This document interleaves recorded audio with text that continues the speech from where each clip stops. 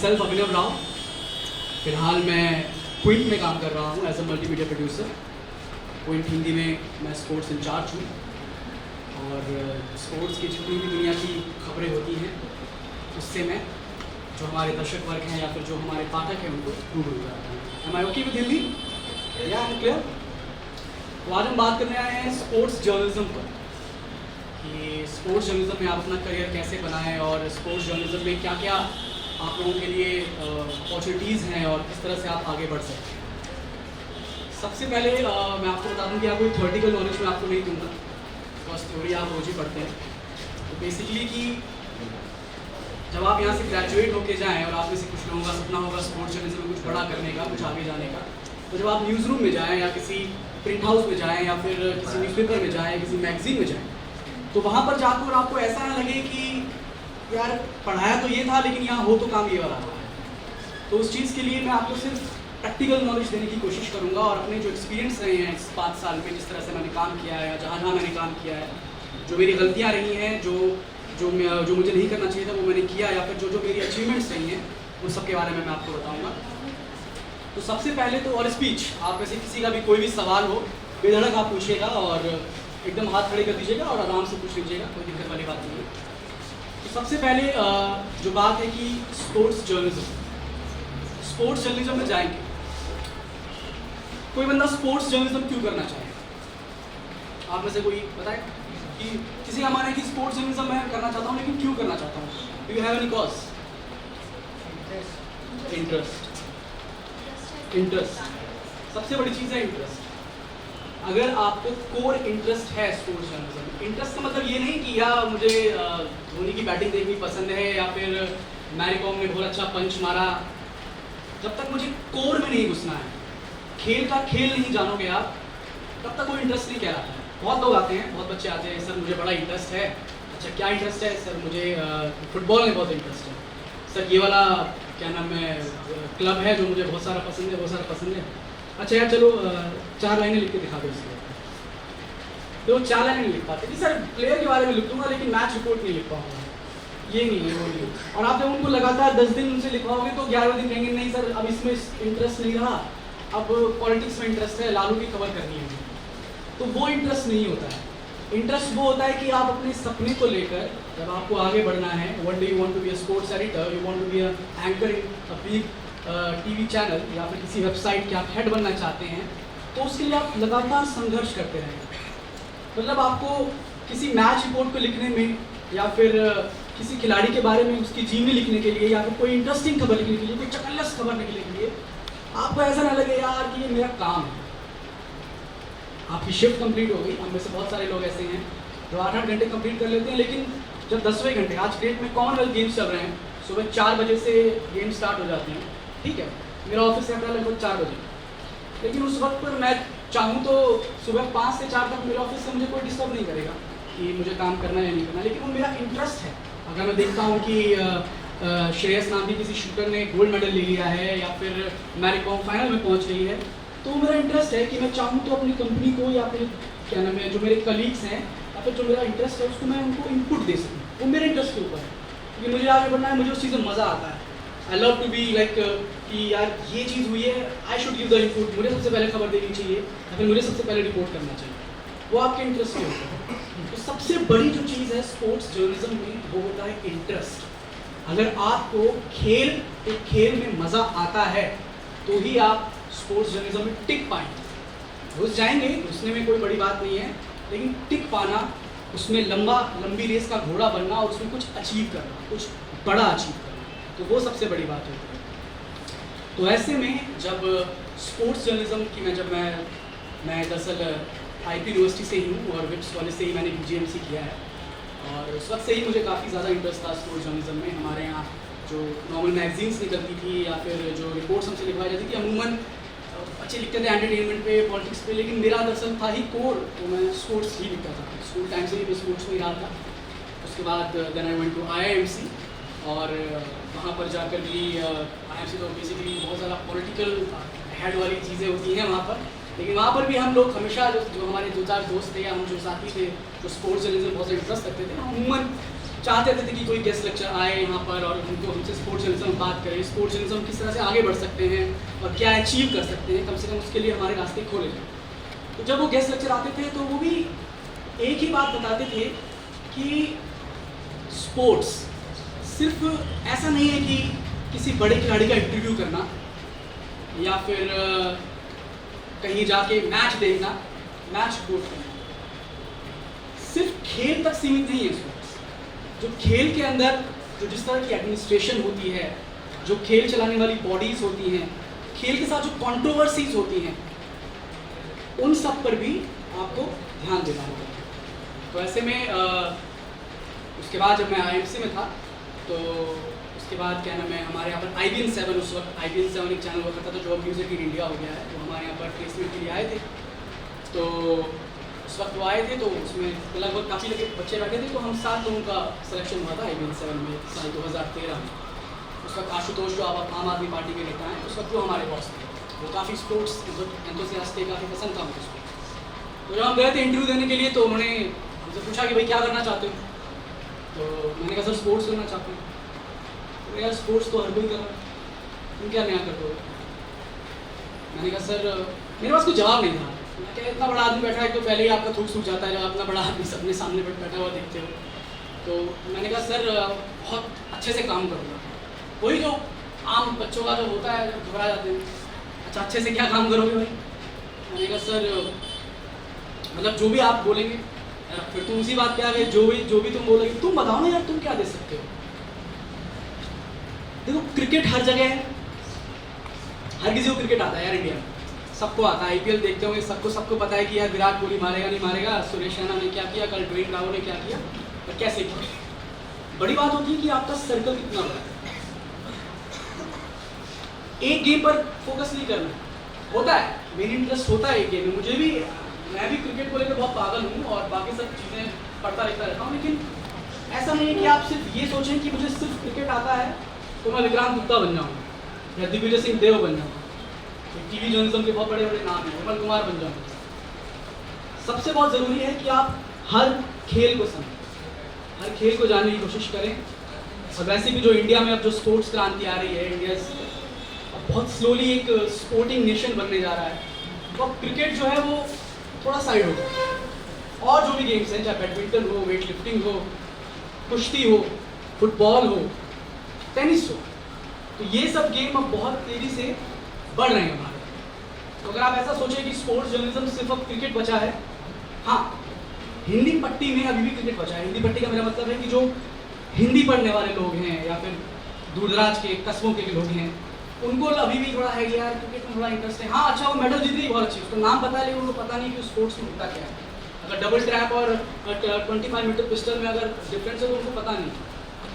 लेकिन as a sports journalist आपकी capability कब बढ़ती है, जब आप दूसरे जो खेल हैं उस पर भी ध्यान दें। सिर्फ क्रिकेट नहीं है, सिर्फ किसी को अगर बैडमिंटन, सिर्फ फुटबॉल नहीं, हर खेल के प्रति आपका ध्यान बढ़ना चाहिए।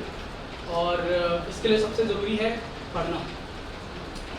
हम टीवी पर क्या नाम है, टीवी पर देख लेते हैं मैच और उसके बाद सोचते हैं कि हाँ यार हमने बहुत ज्ञान ले लिया, या फिर हमने कोई नॉर्मल सा कोई न्यूज़पेपर टाइम्स ऑफ इंडिया उठाया, उसका एक आर्टिकल पढ़ लिया तो हमको लगता है कि हमने बहुत ज्ञान लिया। ऐसा नहीं है।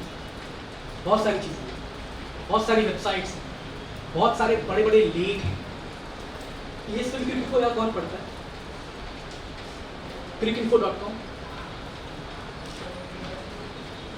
फॉलो तो करते होंगे, करते हो ना?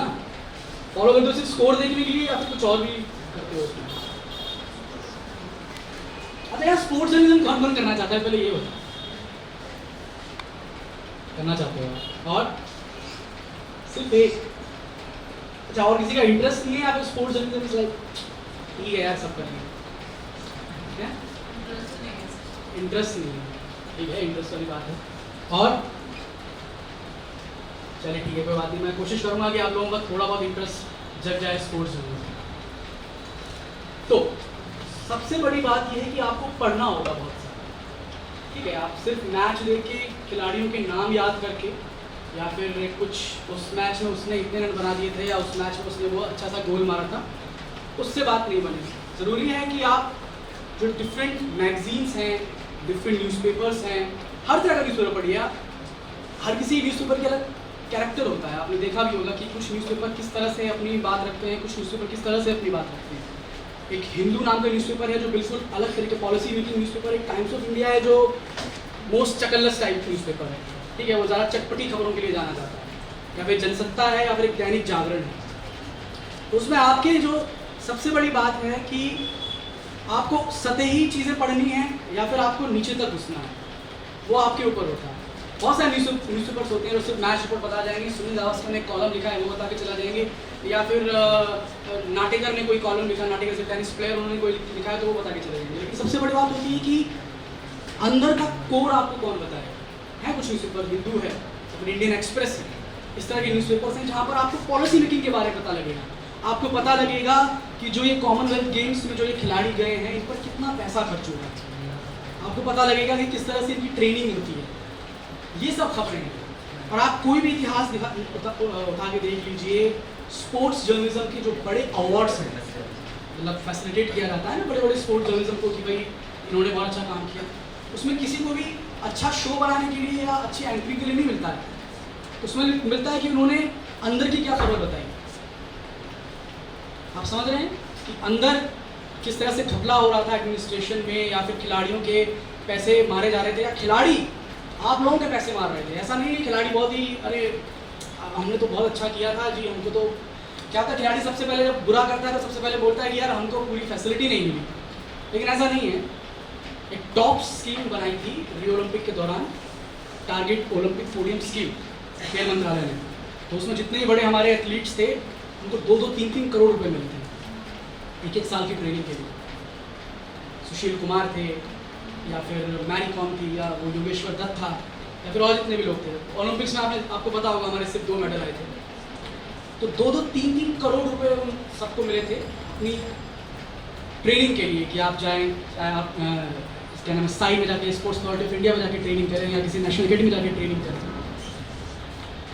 2-2 करोड़ 3-3 करोड़ कुछ खिलाड़ी ऐसे ही खा गए। समझ रहे हैं आप?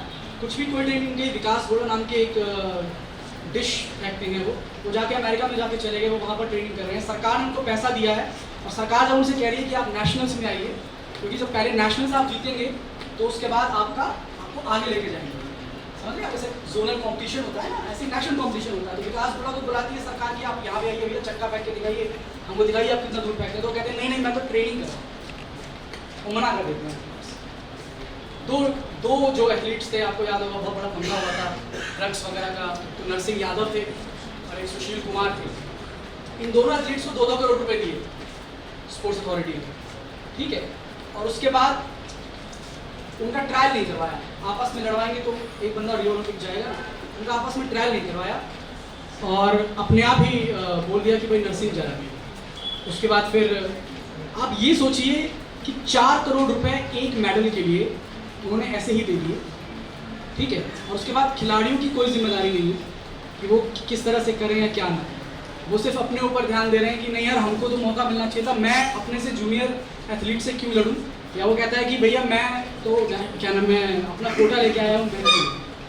तो ये सब भी गेम आपको निकालने पड़ेंगे। बहुत आपने इंस्पायरिंग स्टोरी सुनी होंगी यार, वो बड़े ही गुदड़ी के लाल टाइप और बड़े ही कमज़ोर घर से आते हैं और इतना आगे बढ़ जाते हैं। लेकिन आपको जब वो आगे बढ़ जाते हैं उनके बाद उनकी क्या जिम्मेदारी होती है, उन सब स्टोरीज को भी आपको फॉलो करना पड़ेगा। तो basically sports journalism is not about कि स्टारडम है या आईपीएल की पार्टीज़ हैं, या फिर आप बैठे हुए हैं कहीं पर साइड में आपके एक कोक की बॉटल रखी हुई है और आप बड़े आराम से मैच देख रहे हैं, उसके बाद आप ऐसे रिपोर्ट लिख दिया आपने और आप घर चले गए। 3-3, 4-4 घंटे आपको स्टेडियम के बाहर भी खड़ा होना पड़ता है, आपको आम लोगों से बात भी करनी पड़ती है। एक नॉर्मल सा कोई भी खिलाड़ी होगा जिससे जो कोई बहुत बड़ा स्टार भी नहीं होगा, लेकिन वो भी आपको 4 चक्कर लगा देगा अपने घर के लिए एक इंटरव्यू के लिए। आप समझ रहे हैं इस चीज़ को? तो ये सब जो परिश्रम है ये सब स्पोर्ट्स जर्नलिज्म का हिस्सा है। अगर मैं अपने एक्सपीरियंस की बात करूँ तो 2000 अच्छा सा एंकर बन जाऊँ यार, मैं ऐसे आऊँ और मेरे साइड में बैठा हुआ हूँ, मैं 4 बार उससे बात करूँ, उसके बाद मिलते हैं एक ब्रेक के बाद उस टाइप का ब्रेक में निकल जाऊँ। लेकिन उस छोटे सी चीज़ के लिए ना आपको इतना परिश्रम करना पड़ेगा कि आपको मैं बता नहीं सकता। 10 सेकंड आपको अगर टीवी पे आना है, 30 सेकंड टीवी पे आना है, किसी एथलीट के साथ आपका इंटरव्यू आपने नॉर्मल टिक टैग किया, उसको चलाने के लिए ना आपको कितने ज़्यादा पापड़ बेलने पड़ेंगे आपको पता नहीं। सबसे पहले तो आपको 1000 कॉपीज डेस्क पे बैठ के लिखनी पड़ेगी। जो बाइट्स आती हैं, दुनिया भर के इंटरव्यूज आते हैं, उनको काटना पड़ेगा। एडिटिंग आपको सिखाते हैं यहाँ पे, वो सब काटना पड़ेगा। ग्राफिक्स आपको बनाने पड़ेगा। जाने कितना दुनिया भर का काम करना पड़ेगा। उसके बाद उसमें आप अच्छे हैं तो आपको आपका बॉस मौका दे, उससे पहले मौका नहीं देगा। बेसिकली बहुत ही टफ काम है। ऐसा नहीं है कि हम जाते हैं और चीज़ें एकदम बदल जाती हैं। क्योंकि जब मैं आपकी एज में था, जब मैं इसमें पढ़ रहा था, तो मुझको भी ऐसा लगता था कि यार मैं तो बहुत अच्छा ऑडिटर हूँ, मुझे स्पोर्ट्स का बहुत अच्छा खासा नॉलेज है, मुझे तो कौन रोक लेगा, मुझे यहाँ कॉलेज में कोई नहीं रोक पाता, मुझे आगे कौन रोक लेगा। लेकिन बहुत है लोग रोकते हैं, हर तरफ आपको रोकने वाला ही मिलेगा। क्योंकि कॉम्पिटिशन इतना तेज़ है, बहुत ज़बरदस्त कॉम्पिटिशन है। 1.5 साल तक मैंने डेस्क पर छपाया। उसके बाद एक टाइम्स ऑफ इंडिया के अवार्ड्स होते हैं, टॉयस अवार्ड्स, फैसिलिटेट करना। मैं बैठा हुआ था लाइक वेरी यंग, तो मैं अपनी नॉर्मल टी शर्ट जैसे आप लोग पहनते हैं, टी शर्ट और शॉर्ट्स और चप्पल पहन के ऑफिस चला गया था। तो मेरे बॉस आए मेरे पास, साइना नेहवाल का इंटरव्यू करेगा। तो मैंने कहा हाँ सर। भाई आप तो मेरे डॉलर बन गए एकदम पूरी तरह। मैंने कहा ये तो बहुत ही तकलीफ अपॉर्चुनिटी है। तो मैंने कहा अच्छा चला जा। तो मैं ऐसे ही चल गया। मैंने कहा अच्छा सर हाँ क्या करना है, फिर ऐसे जाएगा तो। मैंने कहा नहीं सर। कह रहे फिर आप कपड़े तो लेके नहीं आए। तो मैं अच्छा, मेरा एक दोस्त था जावेद अख्तर, तो मैं उसके पास गया। मैंने कहा भाई दे दे यार, टी शर्ट दे दे और पैंट दे दे। कहाँ जा? ऐसे ऐसे साइना नेहवाल के छोड़ चढ़ गया। दोस्तों लेके आगे बढ़ रहा है यार, दोस्तों नहीं करेगा ना। तो क्या यार मैं क्या पहनूँ यार, तो कौन से। मैंने कहा यार भाई तू मेरे वाले पहन ले, मैं अभी दो तीन घंटे में आऊँगा। तो बड़े मुश्किल से मतलब पार्टी का वो देखकर मैंने उससे उसके कपड़े लिए। अब हाइजीन का बहुत वो होता है टीवी पर। जब आप टीवी पर जा रहे हैं तो आप स्मार्ट लगना चाहिए, ठीक है। आप ऐसे ही दिखना चाहिए, आपकी दाढ़ी बड़ी हुई है, आपके बाल कहाँ हैं, जो भी चीज़। मेरी तो भैया दाढ़ी वाड़ी बड़ी हुई है अच्छे से। मैंने कहा तू ऐसे जाएगा? मैंने कहा सब शेप कराने भी जाऊँ। हाँ यार शेप कराने भी जाऊँ। मैं तभी अपनी गाड़ी लेके गया और वहाँ पर नोएडा में गया, वहाँ से फिर शेप कराया। उसके बाद मैं वो अवार्ड्स में गया। बड़े बड़े लोग थे वहाँ, साइना नेहवाल जी, मैच कॉन्ट्री, सौरव गांगुली थे, पंकज अडवाणी थे, इसके अलावा हॉकी टीम थी। तो मैं वहाँ 3 इंटरव्यू करके आया। सबसे बड़ी बात तो ये थी कि सारे एथलीट्स को मैं इतने करीब से देख रहा था, मुझे पता था यार मुझे इनसे बात करनी है। पहले ही मैं बहुत घबराया हुआ। साइना नेहवाल उस टाइम वर्ल्ड नंबर 1 थी, 2014 की बात है, ठीक है। तो पहले से ही मैं बहुत घबराया हुआ था कि मैंने कहा यार मैं इनसे कैसे बात करूँ। लेकिन क्या होता है कि जब आपके हाथ में माइक आता है ना, तो सामने कैमरा आता है, आपको अंदर से पता होता है कि यार ये मेरा चांस है। अगर इसमें मैं ऐसे करूँगा ना, तो वहीं करियर जो एक चांस मिला है ना आपको आगे बढ़ने का, तो वहीं पर ऐसे डिप होना शुरू हो जाएगा। फिर आपको डेस्क पे बैठा देंगे, वही जो आम काम होते हैं, जो लोग कभी दिखते नहीं है, जिन लोगों की कभी तारीफ नहीं होती, जिन लोगों का कभी नाम नहीं होता, वही आप बन के रहेंगे। तो उस वक्त अपने आप को बहुत अंदर से इंस्पायर करना होता है कि यार ठीक है बहुत बड़ी पर्सनैलिटी मेरे सामने खड़ी है। और आपको डर लगेगा, मैं कह रहा हूँ सच में आपको डर लगेगा, क्योंकि वो आपका काम है। उस वक्त आपको एक रैंडमली इस तरह से दे जाएगा, आप बहुत ज़्यादा यंग हो तो वो बहुत डिफिकल्ट होगा आपको। उस वक्त मैंने अपने आप को थोड़ा समेटा। मैंने कहा नहीं यार 4 सवाल तो मैं पूछ लेता हूँ। जो सवाल मैं सोच के गया था वो सवाल मैं पूछ नहीं पाया, उस वक्त दिमाग चला गया। कुछ अच्छे एथलीट्स भी होते हैं जो आपसे अच्छे से बात करेंगे, जिनको जो देख के पता लगा लेंगे कि यार he is very young, so I should talk like normal too. कुछ एथलीट्स ऐसे होंगे कि भाई उनका दिमाग यहाँ पे होता है, वो तो कह रहे हैं हाँ यार क्या है, जल्दी पूछो ना यार क्या है, उस टाइप के आपको एथलीट्स भी हैं। साइना वॉज गुड, सिंधु भी अच्छी थी, अमेरिका तो शीज तो दाद है, बहुत स्वीट है। तो मैं तीनों का 3-3 मिनट का इंटरव्यू करके लेता था। ऐसे छाती फूल हुई थी मेरी, भाई साहब फाट गया मैंने, तो कोई दिक्कत वाली बात नहीं। मैं ऑफिस गया, हाँ भाई क्या लाए, मैंने कहा सर ये साइना भी अच्छा, पीवी सिंधु भी कर ली, अच्छा मैंने कॉपी कर ली, मैं कहाँ से, अच्छा ठीक है। गांगुली, मैंने कहा गांगुली तो बात नहीं कर रहा था यार, गांगुली करते ना यार, गांगुली भी छोड़ दिया तुमने यार, मैं कितना करके लाया हूँ उसका कुछ नहीं, तो मैं गांगुली थी, ठीक है। तो ये आपको ऐसे आपको पकाया जाएगा, आप समझ रहे हो? वो कोई ऐसा नहीं है कि मुझसे इस तरीके से, मेरा बॉस चाहता है कि मैं और चीज़ें करूँ, वो तो मैंने अपने आसान तरीके में कर लिया ना यार। गांगुली और 7 लोगों के बीच में खड़ा था, मेरा सबसे बड़ी चीज़ होती है मैं जाके कहता कि गांगुली सर मुझे आपसे 2 मिनट बात करनी, तो मना ही तो कर देता, लेकिन मैंने तो वो चीज़ भी नहीं की, मैंने तो वो चीज़ भी नहीं की ना। मैं दूर से खड़ा हुआ, मैं बस एक फैन मोमेंट ले रहा था, मैंने यार गांगुली है यार, क्या बात, समझ रहे हो? वो चीज़ है, वो आपको समझना पड़ेगा, बेशर्म बनना पड़ेगा यार, लिटरली बेशर्म। बहुत बड़े बड़े, मैं आपको एक और एग्जांपल दूँगा।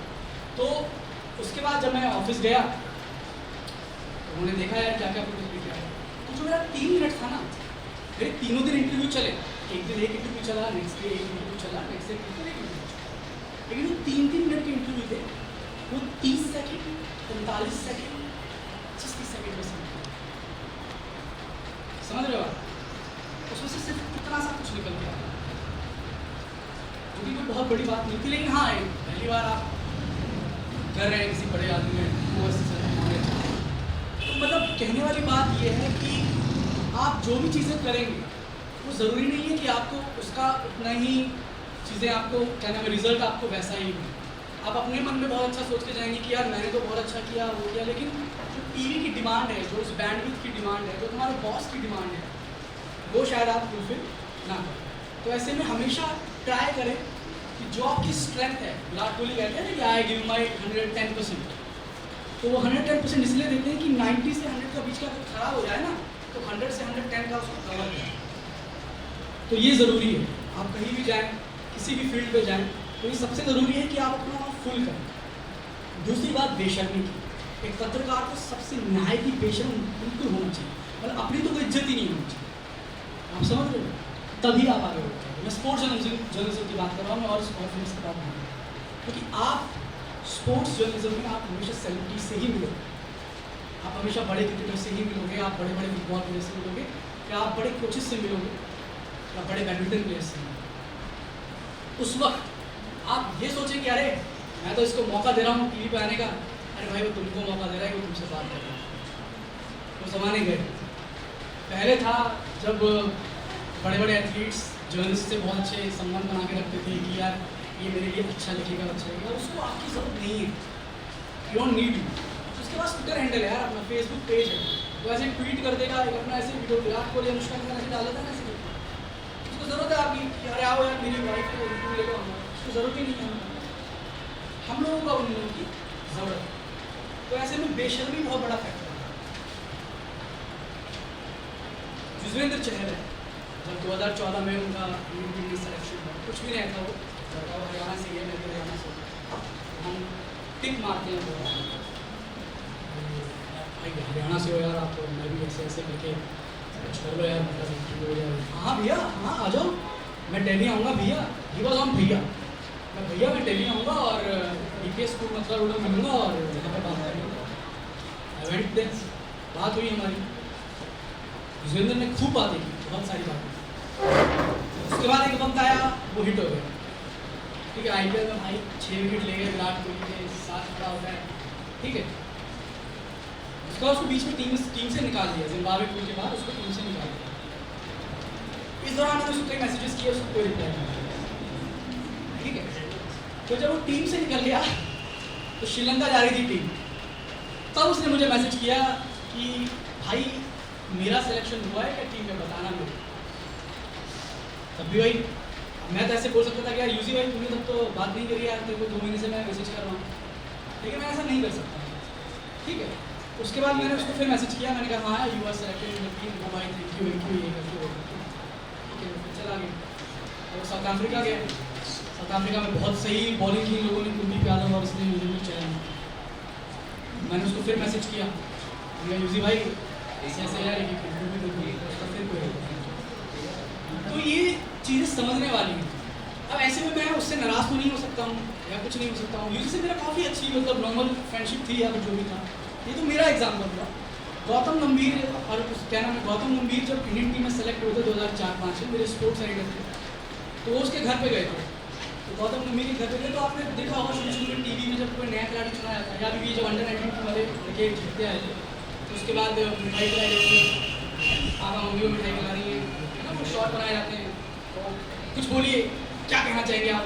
हाँ जी हम तो बहुत खुश हैं, बल्ले बल्ले टाइप। तो गौतम गंभीर के घर पे गए थे हमारे स्पोर्ट्स सेंटर, तो गौतम गंभीर के घर पे मिठाई तक के पैसे नहीं थे। उन्होंने कहा कि यार मिठाई की शॉर्ट्स बना लेंगे। उसकी बहन बैठी हुई थी, सोफा भी नहीं था उनके घर में, ऐसी नॉर्मल चेयर लगी हुई थी। उन्होंने कहा कि यार ऐसे ऐसे करके चलो मैं मंगवाता हूँ। तो हमारा जो रिपोर्टर था उसने अपने पैसे से मिठाई मंगवाई, फिर उन सबको खिलाया उन सबको शॉर्ट्स बनाया। फिर गौतम गंभीर इतने बड़े हो गए, गौतम गंभीर से आप बात करो तो गौतम गंभीर बात करने को तैयार नहीं। तो ये सब चीज़ें आपको सहनी पड़ेगी। इसमें सबसे अच्छा क्या है कि आपको बेशर्म होकर इनसे बात करनी पड़ेगी। हर वक्त आपको अपना एटीट्यूड साइड में रखना पड़ेगा, हमेशा आपको भाई भाई करके बात करना पड़ेगा, तभी वो चीज़ आपको फायदे में होगी। आपने अगर 20 बार किसी को भाई बोल दिया, 30 बार भाई बोल दिया, तो आपको इंटरव्यू दे देगा। बोलना पड़ेगा भैया यू आर अ चैंपियन, यार you are champion bowler, can be top about your championship और ये सब हो सकता है। वो सब चीज़ें आपको सीखनी पड़ेगी, झुकना पड़ता है स्पोर्ट्स जर्नलिज्म। मौका मिलेगा तो ताबड़तोड़ भी चलता है। विराट कोहली एक बार फ्लॉप हो जाए तो खूब बजाएंगे ये सब, क्या नाम है, जितने भी टीवी वाले हैं ये सब दबा अच्छे से करेंगे उनको। लेकिन जो ज़रूरी है कि जो चीज़ हमको काम आ रही है, क्योंकि ये ही बड़े चेहरे होते हैं जो आपकी स्टोरी चलाते हैं। टीआरपी का गेम समझते हैं ना आप? क्यों देखते हैं आप? जब टीवी ऐसे चेंज कर रहे हैं तो आप कोई बड़ी पर्सनैलिटी देखते हैं, योगी आदित्यनाथ वहाँ बैठे हुए हैं, तो तभी तो आप देख के रुक जाते हैं ना कि अरे यार ये क्या बोल रहा है, बेटा ये यूपी का चीफ मिनिस्टर है, ये क्या बात बोल रहे हैं। अगर आप चेंज करें तो कहीं पर आपको MS धोनी ही कर मिल जाए, हालांकि तो आप किसी से बात नहीं करते, तो आप सुनते हैं। अब उस सुनने में, उस रिपोर्टर के साइड में खड़े होने में उसने कितने पापड़ बेले हैं वो समझने वाली चीज़ है। अब वो मेन चीज़ होती है, आपको हमेशा पिन करते रहना पड़ेगा। हैप्पी दिवाली वाला मैसेज होता है ना, वो भेजना पड़ेगा आपको। चाहे आप मीन करते हो या ना करते हो, आपको भेजना पड़ेगा इन क्रिकेटर्स को, इन सब को। तभी आपका रिलेशनशिप बनता है, आपका कोऑर्डिनेशन बनता है। निशांत अरोड़ा एक बहुत सीनियर जर्नलिस्ट रहे हैं, इंडियन टीम के मीडिया मैनेजर। सबसे पहले उन्होंने इंडिया टीम से स्टार्ट किया था, उसके बाद में CNN में, फिर वो इंडियन टीम के मैनेजर बन गए थे 2016 T20 वर्ल्ड कप और ये सब। इस वक्त वो इनके मैनेजर थे। उनकी एक स्टोरी है और जो बहुत सही है, बताने लायक स्टोरी है। उनके जितने भी कलीग हैं या उनसे बात करो तो वो यही कहते हैं यार मैंने ना हमेशा अपने आप को बेचारा दिखाया है। जब भी किसी भी क्रिकेटर से या किसी बड़े आदमी से मैंने बात की तो मैंने उसको अपने आप को ऐसे दिखाया कि यार भैया प्लीज़ मुझसे बात कर लीजिए, ये करके हो। उसने रिलेशनशिप बिल्ड किया, ठीक है। लोग इग्नोर करते हैं आपको, बड़ा आदमी है यार, वो करोड़पति लड़का है, कोई इधर उधर वो बैंडले में घूमता है, वो करता है, वो तुम रिपोर्टर हो, तुम तुमसे क्या बात करोगे? लेकिन वो आपके ऊपर है कि आप उससे अपना रिलेशनशिप कैसे मेंटेन करते हैं। आपको लगातार उससे बात करनी होगी। जब आप कहीं मिलने जाओ और जब कोई क्रिकेटर दिल्ली में आया हुआ हो तो आपको जाकर उससे मिलना पड़ेगा, उसके होटल में जाकर 5 मिनट एक हाय हेलो आपको करके आनी पड़ेगी, समझ रहे हैं? तब जाके वो रिलेशनशिप आपका बिल्डअप होता है, तब जाके आपको अंदर की खबरें पता लगती। अगर आप दूर से बैठे हुए हैं और आप सिर्फ देख रहे हैं, मैच रिपोर्ट कर रहे हैं, तो वो तो सभी कर रहे हैं। इससे अलग आप क्या चीज़ कर रहे हैं? आप रिलेशनशिप बिल्डअप करते हो और ये चीज़ आपको बहुत कई जगहों पर फ़ायदा करती है, सिर्फ जर्नलिज्म में फ़ायदा नहीं करती है। एक बहुत बड़ा आप लोग पढ़ते होंगे पब्लिक रिलेशन, PR। आज के डेट में हर क्रिकेटर को, हर बड़े प्लेयर को एक PR की ज़रूरत है, समझ रहे हो? जब तक उस क्रिकेटर का आप पर विश्वास नहीं जमेगा, ये जर्नलिस्ट वैसा वाला जर्नलिस्ट नहीं है कि जो सिर्फ काम के लिए मुझे वो कर रहा है, ये फ्रेंडशिप वाला जर्नलिस्ट है, ठीक है। इससे मैं कुछ ऐसी चीज़ें बोलूँगा तो ये नहीं कि ये जाके चीज़ों को आउट कर देगा, आगे जाके चीज़ों को छोड़ देगा कि अरे एक्सक्लूसिव ले आया हमें और ये करके। तो वो चीज़ आपको मेंटेन करनी है, आपको रिलेशनशिप मेंटेन करने पड़ते हैं। इसके बाद और भी आपको कोई सवाल हो किसी को आप पूछ सकते हैं। हाँ सर, और एक ब्रेकिंग न्यूज़ मिलती है जी, वहाँ पे अपने बॉस को चेक करनी होगी, तो अब जब ब्रेकिंग मेंटेन करें तो न्यूज़ कैसे करेंगे? ठीक, बहुत सही। सबसे बड़ी बात होती है कि ब्रेकिंग न्यूज़ को हम कैसे शेयर करें। पहली बात तो ये कि स्पोर्ट्स में जो ब्रेकिंग न्यूज़ होती है वो 2 तरह की होती है। तो या तो बिल्कुल कंट्रोवर्सी होगी या तो किसी की बहुत ज़्यादा तारीफ होगी। तारीफ मतलब मैच जीत गया, मैच हार गया, या उसने कुछ पा लिया है, कुछ नहीं पा लिया, ठीक है। जब कंट्रोवर्सी वाली बात आती है, आप नहीं करेंगे तो कोई और कर देगा। समझ रहे हैं आप? कोई और कर देगा, तो उसमें रुकने वाली चीज़ नहीं है। कल को विराट कोहली पर मैच फिक्सिंग का आरोप लग जाए तो मैं उससे रिलेशनशिप मेंटेन क्यों करूँगा यार? सीधी बात है। मैं तो नहीं करूँगा as a journalist, as a cricketer वो अपना काम करता है, तो एज ए जर्नलिस्ट मेरा भी तो काम है कि मैं अपने रिलेशनशिप को उस वक्त ना कोई क्रिकेटर आपसे ये सोचता है, पूछता है कि यार तूने ये चीज़ तूने भी ऐसे कर दिया और उसने भी ऐसे कर दिया। ऐसी चीज़ कभी नहीं आती है। When you are in the news, जब आपके पास कोई ब्रेकिंग आ रही है तो आपको ब्रेकिंग पर जाना ही होगा, उससे आपका कद बढ़ता है। आप समझ रहे हैं? आप अगर उस वक्त उस चीज़ को छुपाएंगे ना, तो किसी से भी जब यारी दोस्ती होती है तो कुछ सोच कर यारी दोस्ती होती है ना कि यार इसमें ये क्वालिटी है, इसमें वो क्वालिटी है। अगर तुम अपने काम में ही अच्छे नहीं हो यार, तो वो भी तुम्हारी इज्जत नहीं करेगा अगले दिन से। आप समझ रहे हो मेरी बात? सही को सही और गलत को गलत कहना चाहिए। मैं रिलेशनशिप मेंटेन करने को वो नहीं कह रहा हूँ कि आप उसके चेहरे बन जाएं, लेकिन आप उससे दोस्ती एक अपनी शर्तों पर, मतलब अच्छी वाली दोस्ती मेंटेन करें कि उसको आपका नाम याद रहे कि यार ये फलाना बंदा है, ये उस जगह पे काम करता है, he is good in his work. समझ रहे हैं आप? अगर मैं इसको अपनी बात बताऊंगा या मैं इसको अपना इंटरव्यू दूंगा तो ये वो नहीं है कि उसमें से 4 लाइनें काट कर और कुछ चला देगा कि अरे इन्होंने तो इस चीज़ के बारे में ऐसा बोला। मैं जो बोल रहा हूँ उसको वो चीज़ मीन करे, वो उसको उस खबर को, उस हेडलाइन को उसी तरीके से पेश करे। ये सब चीज़ें होती हैं। इसके अलावा स्पोर्ट्स जर्नलिज्म में अमूमन, जैसे आपने कहा कि अभी ज़्यादा लोगों का इंटरेस्ट नहीं है स्पोर्ट्स जर्नलिज्म में, उसका एक बड़ा कारण भी है। हम सभी, India is like very political strong, हम सब पॉलिटिकल बैकग्राउंड से आ रहे हैं। आजकल तो हर कोई बच्चों को पता होता है कि यार ये नेता अच्छा है या ये नेता, वो चीज़ हमारा जो कोर है वो काफ़ी ज़्यादा उसमें इंटरेस्ट होता है। लेकिन मैं आपको बता दूँ, पॉलिटिकल एक अलग डिपार्टमेंट है, एंटरटेनमेंट एक अलग डिपार्टमेंट है, स्पोर्ट्स एक अलग डिपार्टमेंट है। लेकिन when it comes to TRP, when it comes to numbers, when it comes to success, sports सबसे आगे। मैं इसलिए नहीं कहा क्योंकि मैं स्पोर्ट्स डिपार्टमेंट में हूँ या ऐसे करके। आप जाके कहीं पर भी किसी भी और बड़े जर्नलिस्ट से बात करना, उनके चैनल के नंबर्स, उनकी वेबसाइट के क्लिक्स, उनके न्यूज़पेपर में सबसे ज़्यादा एड्स कौन से पेजेस पर लगाने के लिए कहते हैं, उसमें स्पोर्ट्स बहुत आता है। क्यों? स्पोर्ट्स यार हम सबकी लाइफ में, आप समझ रहे हो, एट दी एंड आप घर जा रहे हो, आप आजकल IPL चल रहा है, कोई भी जाता है 1 मिनट में जाके, मतलब आपको रिलैक्स फील करना, आप 4 छक्के देख लो तो आप थोड़ा सही सा लगता है यार, जुड़ा हुआ, आपको इंटरेस्ट नहीं है। बहुत सारी लड़कियाँ होंगी इंटरेस्ट नहीं होगा, लेकिन आजकल तो लड़कियों को भी बहुत ज़्यादा इंटरेस्ट है। मेरी जो हमारे जो ट्विट में जो स्पोर्ट्स राइटर है, शी इज़ मेंडा डॉर्जी, वो क्या नाम है, महिला है, वो भाई साहब गजब है, वो कोई पकड़ नहीं सकता। हम लोग ऐसा सोचते हैं, हमारी एक सोच होती है कि यार लड़कियाँ तो स्पोर्ट्स नहीं करती हैं, लड़के ही स्पोर्ट्स करती हैं, लेकिन वो चीज़ें, वो ग्लास वो ब्रेक हो गई। लड़कियाँ बहुत आगे हैं स्पोर्ट्स में, लड़के पीछे हैं वो, ठीक है। तो क्या कह रहा था मैं? हाँ, तो स्पोर्ट्स जो डिपार्टमेंट होता है उसका सबसे ज़्यादा क्लिकबिट्स होता है, क्योंकि वो हम हर चीज़ से वो पॉजिटिविटी देता है। स्पोर्ट्स में स्ट्रगल की कहानियाँ होती हैं, ठीक है। स्पोर्ट्स में आपको बहुत ज़्यादा, मतलब आपका हौसला बढ़ाने वाली कहानी होती है। आपको ऐसी कहानी होती है जिनको आप देखकर आप कह सकते हैं कि हाँ यार ये चीज़, मतलब मैं भी कर सकता हूँ। मोहित शर्मा को आप जानते हैं?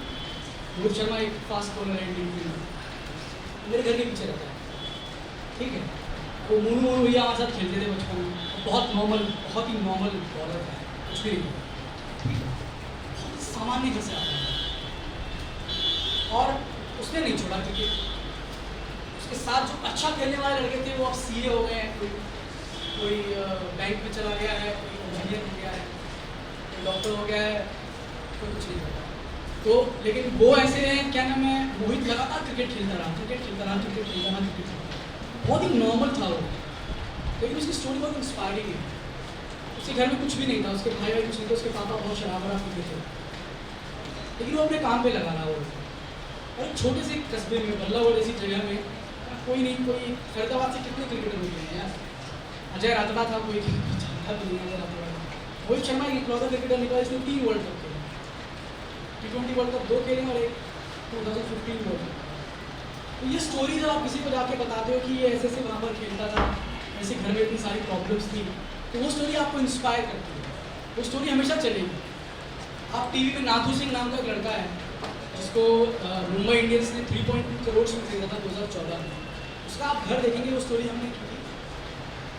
निजामुद्दीन की झोपड़ियाँ देखी हैं, वैसे घर से आता है। उसके पास 7,000 रुपये की तनख्वाह थी और मतलब उसके पास जूते भी नहीं थे। हम उसके घर पे गए, मैं लिटरली बता रहा हूँ, बोला नहीं चाहिए लेकिन मुझे बता रही थी। मतलब बेचारी बात बहुत ही स्लम एरिया में रखा है। आज देखो वो कहाँ है। तो ये स्टोरी आप किसी को जाके बताते हो या शेयर करते हो तो वो सिर्फ स्पोर्ट्स की स्टोरी नहीं रह जाती है कि यार स्पोर्ट्स का बंदा, कोई इंस्पायरिंग स्टोरी होती है, तो लोगों को कनेक्ट करती है। वो मोदी जी के किसी बयान पर कि हमने देश में इतने टॉयलेट बना दिए, उससे बड़ी स्टोरी है। मेरा ऐसा मानना है। तो क्योंकि वो स्टोरी आप लोगों से, हम लोगों से सबसे जुड़ी हुई है, वो एक सक्सेस स्टोरी है। तो उन सब चीज़ों को ध्यान में रखते हुए स्पोर्ट्स में ये सब चीज़ें आपको बहुत दायरा मिलेगा इन सब चीज़ों की तरफ बढ़ने का और जानने का कि लोगों की सक्सेस स्टोरीज क्या हैं, क्या फेलियर्स हैं। बड़े बड़े क्रिकेटर्स आते हैं, बड़े बड़े खिलाड़ी आते हैं, बड़े बड़े नाम आते हैं, करीम नारंग, जीतू राय, तो वो करते हैं, ये करते हैं, लेकिन वो लोग जाके आने में फ्लॉप हो जाते हैं और कुछ लोग बहुत आगे बढ़ जाते हैं। तो नीचे से ऊपर जाने की भी स्टोरी है और ऊपर से नीचे आने की भी स्टोरी है।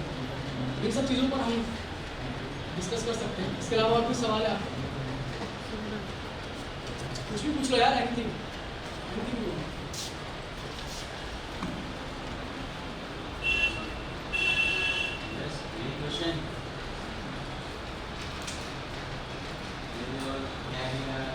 हाँ, करियर के हिसाब से पूछ लीजिए। Sports and career. जी जी जी, बहुत चैलेंजेस फेस करने पड़ते हैं। सबसे बड़ी बात होती है, मैंने वो बताया आपको, पेशेंट तो बनना ही पड़ेगा, ठीक है। दूसरी बात ये होती है कि स्पोर्ट्स जर्नलिज्म में आप अलग क्या कर रहे हो। हर जगह पर, हर चैनल में 4-5 लोग बैठे हुए हैं जो रोज़ मैच रिपोर्ट लिख रहे हैं और जो रोज़ वो चीज़ कर रहे हैं। तो आपके सामने जो सबसे बड़ा चैलेंज आएगा कि आप अपनी स्टोरी को किस तरह से पेश करें। मैं ये नहीं कहता कि हर दिन एक नई स्टोरी आएगी या हर दिन आपको कोई इंस्पायरिंग स्टोरी मिलेगी। अब कल IPL का मैच किसने देखा था? क्या हुआ था? CSK जीत गई। CSK जीत गई, सबको पता है। आप उसमें अलग चीज़ क्या बता सकते हो कि CSK की जीत में क्या रहा, CSK ने क्या किया, CSK ने कौन सा रिकॉर्ड बनाया। ये भी एक अलग एंगल है, समझ रहे हो आप? CSK का क्या जो टीम का कॉम्पोजिशन था वो किस हिसाब से था, या धोनी फ्लॉप हो गया, वो भी एक स्टोरी है। क्यों हम चेन्नई की तारीफ करते हैं, धोनी की बुराई भी तो कर सकते हैं, वो भी तो एक स्टोरी है। तो ये सब चैलेंजेस आपके सामने आएंगे जब आप बैठे रहेंगे। तो बहुत सारी, जब आपसे आपका बॉस आपसे डिमांड करेगा कि मुझे इस पर कुछ अलग से स्टोरी बना के दो, तो उस वक्त आपके दिमाग में ये चलेगा कि यार ये सब चीज़ें तो हर कोई कर ही रहा है। उस वक्त जो आपका कोर होगा, वो जो मतलब आपकी सोचने समझने की क्षमता होगी, उसी से आपको पता लगेगा कि मुझे अगली स्टोरी कौन सी करनी है। इसके अलावा जो सबसे बड़े चैलेंजेस स्पोर्ट्स जर्नलिज्म में आते हैं वो काफ़ी चैलेंजेस है। वैसे तो छोटा मतलब कि आप जब एंटर करते हैं तो आपको पहली बात है कि आपसे बहुत सारी चीज़ें पूछी जाएंगी, आपसे क्या, आपको क्या करना है, क्या नहीं करना है। आजकल सबसे बड़ा जो आजकल जो भी इंटरव्यूज देने आते हैं, जो भी नए बच्चे स्पोर्ट्स जर्नलिज्म घुस रहे हैं, वो एक सब जो सबसे बड़ी शर्त होती है वो किसी को लगता है कि मैं बोलता बहुत अच्छा हूँ तो मैं किसी को भी परास्त कर दूँगा, मैं किसी को भी हरा दूँगा। ऐसी वाली चीज़ नहीं है। अब वो वक्त पीछे छूट गया है। 2005 में था कि कोई हैंडसम सा लड़का है 6 फीट का, उसके अच्छे खासे बोले हैं, बहुत अच्छी इंग्लिश बोलता है, तो उसको मौका मिल जाए। ऐसा हुआ है, ऐसा होता है। और ये बहुत सुंदर सी लड़की है जो अच्छे से कहना में बात कर रही थी, जिसकी प्रोनाउंसिएशन बहुत अच्छा है, तो उसको मौका मिल जाए। लेकिन अब चीज़ें लास्ट 3 और 4 साल से बदल रही हैं। आप अगर अच्छा बोलते हो तो यार बहुत बोलते हो, आप अच्छा लिखते हो तो यार बहुत अच्छा। सर मैं बोलता भी अच्छा हूँ, मैं लिखता भी अच्छा हूँ, ठीक है, मेरे पास आइडिया जनरेशन भी है, तो आप काम करो। मुझे ग्राफिक्स भी बनाने आते हैं, वो भी मैं, तो आप, क्योंकि प्रिंट से चीज़ें टीवी की तरफ खिसकी और अब टीवी से चीज़ें आ गई हैं सोशल मीडिया पर। समझ रहे हैं आप?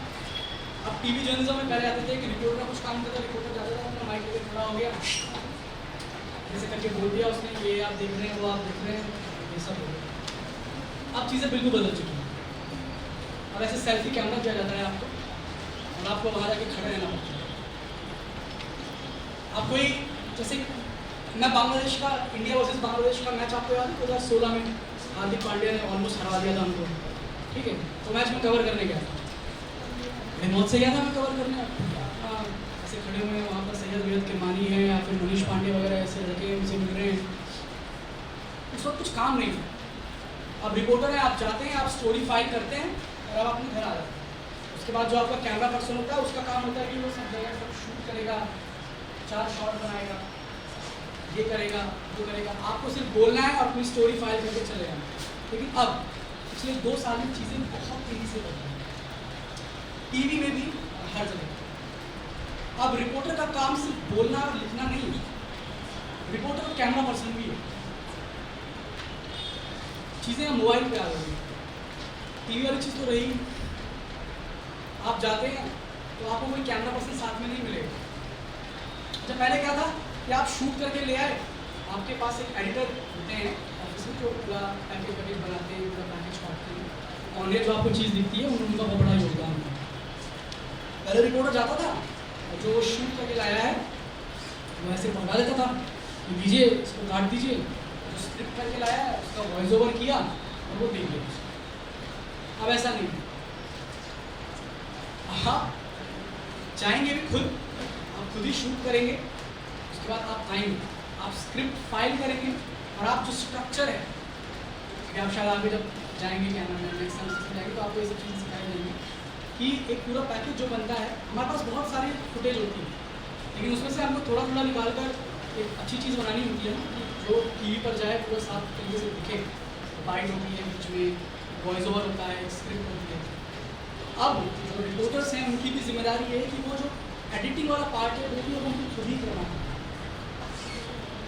तो मल्टीटास्किंग बहुत ज़रूरी है आज की डेट में। आप ये चाहें कि मुझे सिर्फ ये चीज़ आती है, क्योंकि इस चक्कर में बहुत बड़े बड़े सीनियर जर्नलिस्ट रिप्लेस कर दिए गए हैं कुछ युवा जर्नलिस्ट। कुछ नए लड़के आए, उन्होंने कहा कि मुझे सब आता है, 50,000 दूँगा। वो लेते हैं 2 लाख रुपये सिर्फ बोलने के, वो तो ये मिलेगा और क्यों भेजेंगे, समझ रहे हैं। उनका टफ कॉम्पिटिशन है। तो ऐसे में सबसे बात ज़रूरी है कि आप अपनी हर स्किल को निखारें, हर चीज़ को। आपको राइटिंग में प्रॉब्लम है, बहुत सारे लोगों को वर्तनियों में मतलब स्पेलिंग मिस्टेक्स होती हैं बहुत ज़्यादा लोगों की, वो सब चीज़ें अवॉइड कीजिए। सेंटेंस फॉर्मिंग सीखिए, और सबसे बड़ा अच्छा तरीका है सेंटेंस फॉर्मिंग सीखने का कि जितना ज़्यादा सारा हो सके उतना ज़्यादा पढ़िए। जितना ज़्यादा आप पढ़ेंगे उतना ज़्यादा ही आपको फ़ायदा होगा। बहुत सारी वेबसाइट्स हैं। अब क्या नाम है, एक वेबसाइट होती है जो बिल्कुल नॉर्मल तरीके से रिपोर्ट लिख रही है कि ये हुआ, वो हुआ, ये चीज़ें, वो चीज़ें। और एक वेबसाइट है जो बिल्कुल अलग चिकल्लस तरीके से ही बता रही है आपको। देखते नहीं आप, बहुत सारे यूट्यूब पे चैनल्स होते हैं, अलग अलग तरीके से जो भी चीज़ होता है, कोई भी वाक्य होता है, कोई भी घटना हुई होती है, उसको बिल्कुल अलग तरीके से बताती है। वो चीज़ आपको सीखनी पड़ेगी, आपको कैमरा कैसे फेस करना है। और ये सबसे बड़ी बात है जो आज के जो नेक्स्ट जो चेंज हो रहा है, कैमरे पर जो हम लोग सोचते हैं कि ऐसे खड़े होके अच्छा बोलना ही अब अच्छा है, ऐसा नहीं है। चीज़ें चेंज हो रही हैं। आप कैसे भी दिखते हैं, आपकी कैसी भी पर्सनैलिटी है, आप अपना मैसेज कन्वे कर पा रहे हैं नहीं कर पा रहे हैं, वो मेन चीज़ है। क्योंकि टीवी ने इसका बहुत बड़ा नुकसान झेला है। जो टीवी जर्नलिज्म में आपने देखा होगा, बहुत सारे एंकर्स खड़े होते हैं लिपस्टिक पाउडर लगा के, फिर टाई पहन के, फिर उनको कुछ आता नहीं है। तो उससे क्या हुआ है, जो टीवी चैनल है उसका जो स्तर है वो थोड़ा नीचे गया। वो लोग अब उस चीज़ को समझ रहे हैं, परख रहे हैं कि ऐसा नहीं है कि हम सिर्फ सुंदर चेहरों को मौका दें या फिर उन सब लोगों को मौका दें। तो आप देख रहे हैं धीरे धीरे ट्रांजिशन चेंज हो रहा है। आम चेहरे हमारे आपके जैसे भी जो लोग हैं वो भी टीवी पर धीरे धीरे करके काम कर रहे हैं। तो ये अच्छा मौका है आप सभी लोगों को। ये रेसिज्म चीज़ें जो हैं वो चीज़ें धीरे धीरे, बहुत धीरे चीज़ें हो रही हैं, लेकिन चीज़ें ख़त्म हो रही हैं। इसके अलावा और भी सवाल आते हैं? एज अ स्पोर्ट्स जर्नलिस्ट इनके पास अपॉर्चुनिटीज़ कहाँ हैं? बहुत सारी जगह अपॉर्चुनिटीज़ हैं। सबसे बड़ी बात है कि प्रिंट में है अपॉर्चुनिटीज़, क्योंकि जो प्रिंट जर्नलिज्म है वहाँ से स्पोर्ट्स जो जर्नलिस्ट हैं वो धीरे धीरे करके अब कम होते जा रहे हैं। क्योंकि बेसिकली स्पोर्ट्स जर्नलिज्म का जो सबसे बड़ा नुकसान जिसने किया है वो सोशल मीडिया ने किया है। आप समझ रहे हैं, मैंने बताया आपको ट्विटर और फेसबुक वाली जो चीज़ें हैं, ये छोटी छोटी एप्लीकेशन में जो जो वेबसाइट्स जो खुली हैं उन लोगों ने जो कोर स्पोर्ट्स था उसका थोड़ा सा नुकसान किया है। लेकिन ऐसा नहीं है, आपके पास बहुत सारी अपॉर्चुनिटीज़ हैं। सबसे बड़ी बात है आपके पास जो जितनी वेबसाइट्स हैं, हर किसी वेबसाइट्स के क्योंकि स्पोर्ट्स एक इंटीग्रल पार्ट है, हर किसी भी जर्नलिज्म वेंचर का एक इंटीग्रल पार्ट है, क्योंकि स्पोर्ट्स आपको नंबर दिलाता है। स्पोर्ट्स आपको युवाओं, सबसे ज़्यादा युवा हैं इस देश में। हमारी कोई, मैं आपको बताता हूँ कि कोई टीवी में हम कोई भी वीडियो पोस्ट करते हैं जैसे फेसबुक पर या यूट्यूब पर, तो हमारे पास उसके आंकड़े आते हैं। तो उसमें दिखाया जाता है कि इस एज ग्रुप के लोगों ने आपके वीडियो को सबसे ज़्यादा देखा या इस एज ग्रुप के लोगों ने आपके वीडियो को नहीं देखा। तो उसमें जो मैक्सिमम वीडियोस 95% वीडियोस जो होते हैं वो हमारे 25 से 34 एज के लोग देखते हैं, 25 ईयर से 34 ईयर्स के, ठीक है। वही लोग हैं जिनको स्पोर्ट्स में कोर इंटरेस्ट है, समझ रहे हैं आप। तो हमारा जो टारगेट ऑडियंस जो स्पोर्ट्स में वो बहुत बड़ा है। पॉलिटिक्स का इतना बड़ा नहीं है, पॉलिटिक्स का इतना बड़ा नहीं है। अगर स्पोर्ट्स आपके पापा भी देखते होंगे, मम्मी भी देखते होंगे, बहन भी कभी देख लेती होगी, आपको छोटा भाई देखता होगा। पॉलिटिक्स नहीं देखते होंगे, अगर आप भी नहीं देखते होंगे, बहुत सारे लोग नहीं देखते होंगे, किसी को इंटरेस्ट नहीं होता। हाँ, कुछ अलग सा हो जाए कि मतलब तो बात आ जाएगी। डेली स्पोर्ट्स आप डेली आप देखेंगे, लेकिन डेली स्पोर्ट्स देखा जा रहा है, स्पोर्ट्स की बहुत ज़्यादा खपत है। तो ऐसे में जितनी बड़ी न्यूज़ चैनल्स हैं, अब आप वहाँ पर जाएँ कैसे? सबसे बड़ी बात ये होती है कि पहले तो आप उस कंपटीशन को फेस करने के लिए अपने आप को तैयार कीजिए। जैसे मैंने कहा है कि पढ़िए पढ़िए पढ़िए और लिखिए लिखिए लिखिए, उसी से ही बेड़ा पार होगा, वरना बेड़ा पार नहीं हो सकता। किसी को लगता है कि मैं बहुत अच्छा बोलता हूँ, बोलने से नहीं, क्योंकि अब बोलने वाले पीछे जा रहे हैं, लिखने वाले बहुत तेज से आगे जा रहे हैं। ये चीज़ आपने नोटिस भी की है। तो सबसे पहले तो अपने आप को उस चीज़ के लिए तैयार कीजिए। उसके बाद अपने टारगेट सेट कीजिए कि भाई आपको प्रिंट में काम करना है, या आपको टीवी में काम करना है, या आपको किसी वेबसाइट में काम करना है, या आपको किसी मैगजीन में काम करना है। उस अकॉर्डिंग अपने आप को तैयार कीजिए। आपके पास बहुत सारे अपॉर्चुनिटीज़ आएंगी। इसके बाद आप जब ग्रेजुएशन आप कंप्लीट कर लेंगे, कई बच्चे चाहेंगे कि हम डायरेक्ट किसी भी जॉब में चले जाएँ, या फिर हम आगे आके पढ़ें।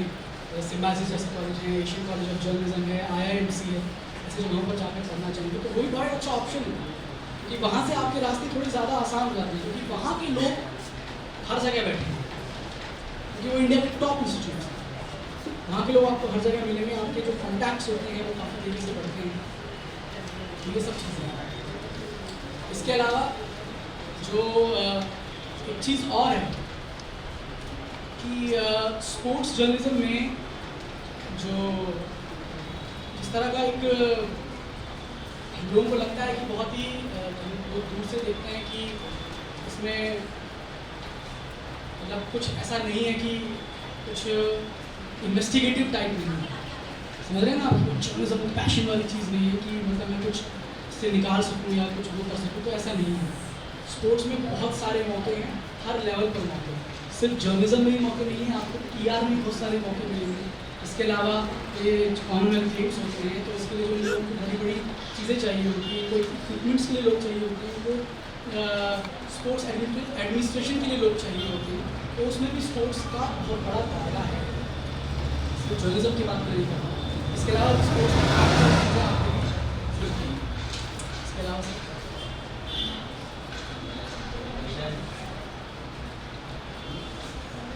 कोई भी आप पूछना चाहें, कोई भी स्टोरी पूछना चाहें, एनी कंट्रोवर्सी अदर स्पोर्ट्स के बारे में नॉलेज कर सकते हैं। लेकिन सबसे बड़ी बात तो ये कि आप सारी मैगजीन्स पढ़ें, इंटरनेशनल मैगजीन्स पढ़ें, इंटरनेशनल वेबसाइट्स हैं उनको फॉलो कीजिए, रॉयटर्स है, एसोसिएटेड प्रेस है, क्विंट पढ़ लीजिए, क्विंट पे भी आपको काफ़ी कुछ मिल जाएगा। इसके अलावा हिंदू पढ़िए, हिंदू का स्पोर्ट्स आप पढ़िए, सच में आपको लगेगा कि यार ये सच में ये लोग कुछ करते हैं। इंडियन एक्सप्रेस पढ़िए, जितना आप अदर स्पोर्ट्स के बारे में पढ़ेंगे आपको वो चीज़ समझ में आएगी।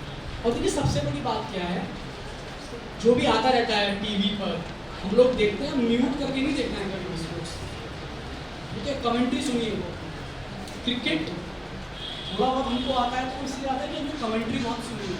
आकाश चोपड़ा टाइप लोगों की नहीं सुनी है, ठीक है, या फिर RP सिंह टाइप को मत सुनिए, हर्षा बोगले को सुनिए, नासिर हुसैन को सुनिए, माइकल अधर्टन को सुनिए, सौरभ गांगुली को सुनिए, ठीक है, रिची बैनो को सुनिए, वो नहीं है। ये जितना आप कमेंट्री सुनेंगे ना उतना आपका इंटरेस्ट लेवल होगा। कॉमनवेल्थ गेम्स आ रहे हैं, कॉमनवेल्थ गेम्स चल रहे हैं, ठीक है, आप आपको अगर इंग्लिश में इंटरेस्ट नहीं आता तो उन्होंने सोनी सिक्स में हिंदी का जो कमेंट्री आया है बेहतरीन है, उसको आप सुनेंगे आपको अपने आप ही स्पोर्ट्स में आपको समझ में आ जाएगा कि वेट लिफ्टिंग में स्नैच क्या होता है और जर्क क्या होता है। सबसे बड़ी बात है आपको कमेंट्री सुननी होगी, हमको बस म्यूट करके देख लेते हैं, ध्यान नहीं देते हैं। ठीक है, कुछ जर्नलिस्ट ऐसे मिलते हैं, हम मतलब मैंने काम किया है 5 साल, तो कुछ लड़के ऐसे मिलेंगे कि म्यूट करके मैच रिपोर्ट लिखते हैं। म्यूट करके कौन मैच रिपोर्ट लिखते हैं? तुम सुनो ना वो बंदा क्या कह रहा है। इतने बड़े बड़े क्रिकेटर्स हैं, इतने बड़े बड़े स्पोर्ट्स पर्सन हैं, ये अपना नॉलेज देते हैं ना उसमें,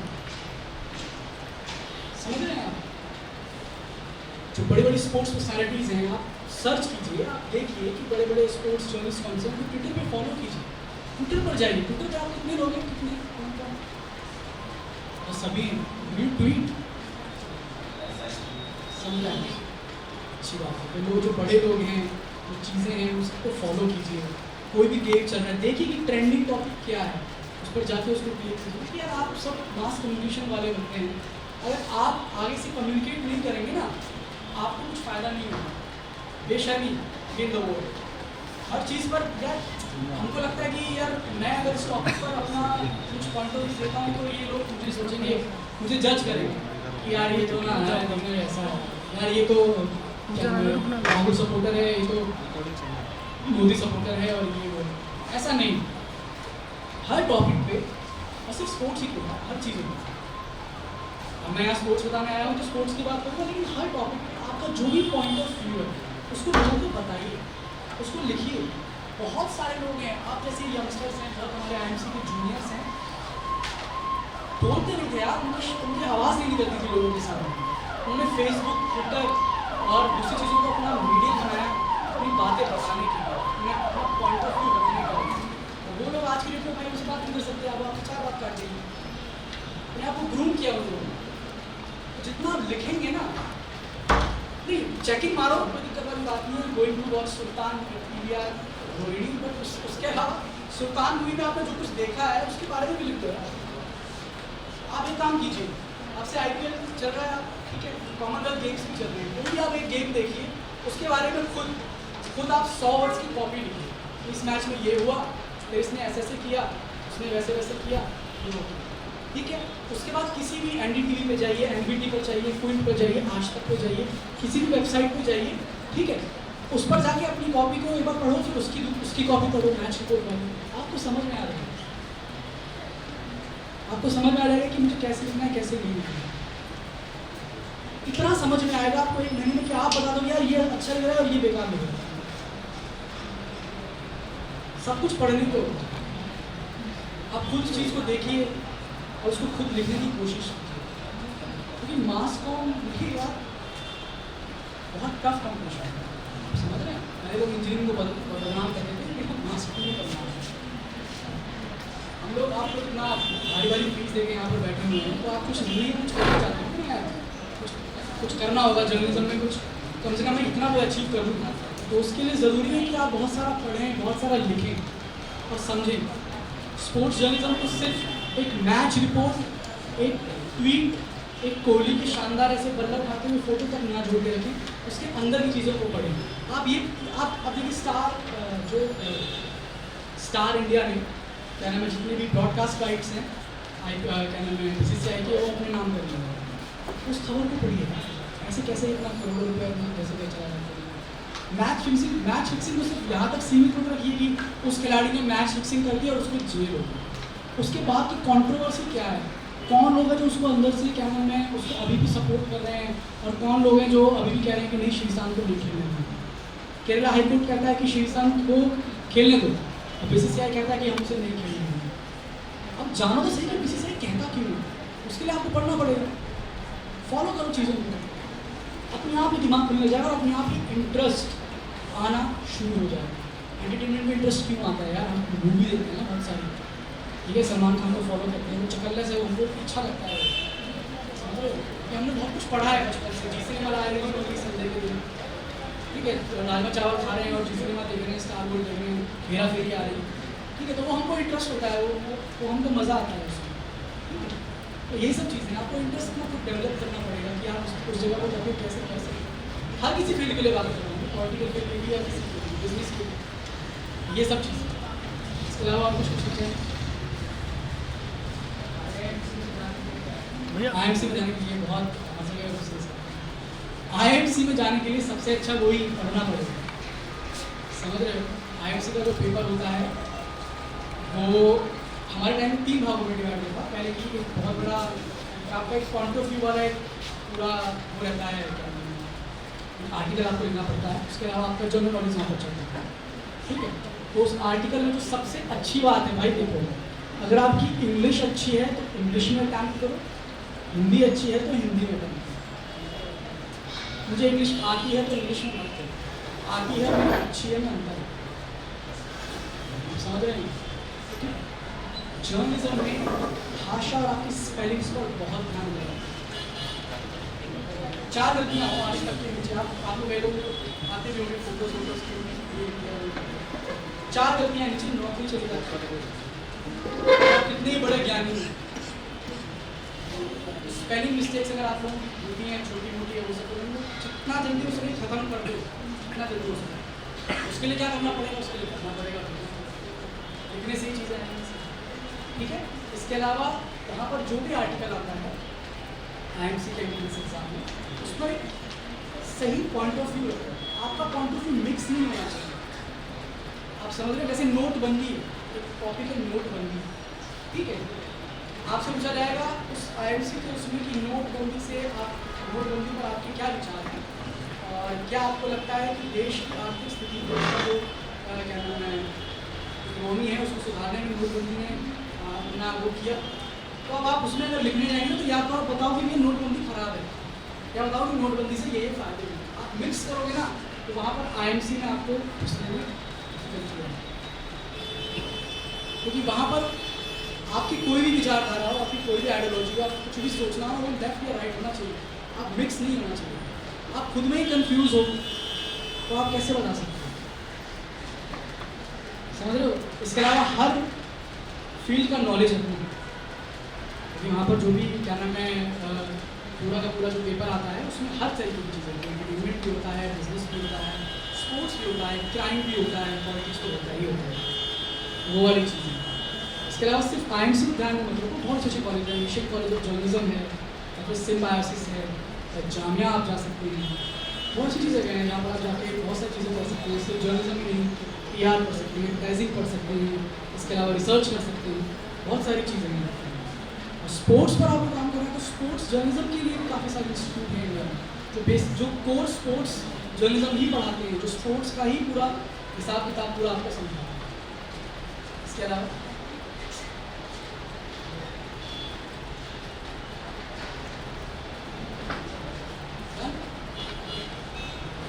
ये है, आप लोगों से मिलकर बड़ा अच्छा लगा, और आगे से कोई भी मतलब आपको मैं अपना नंबर दे देता हूँ।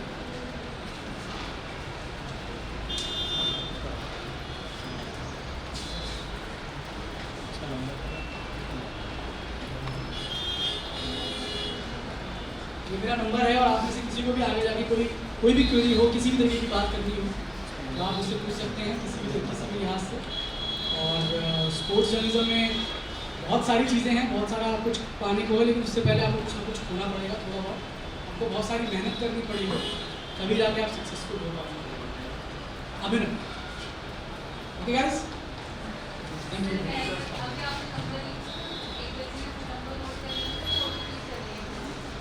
ये डिजिटल ज़माने के बच्चे हैं। Thank you so much, sir, for sharing your information with us. Now I would like to invite all the faculty members of BAJMC to felicitate sir with memento.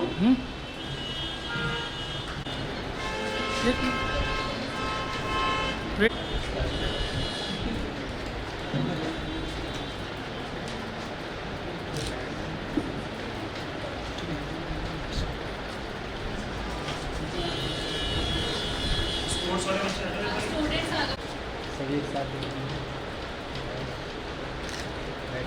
Okay.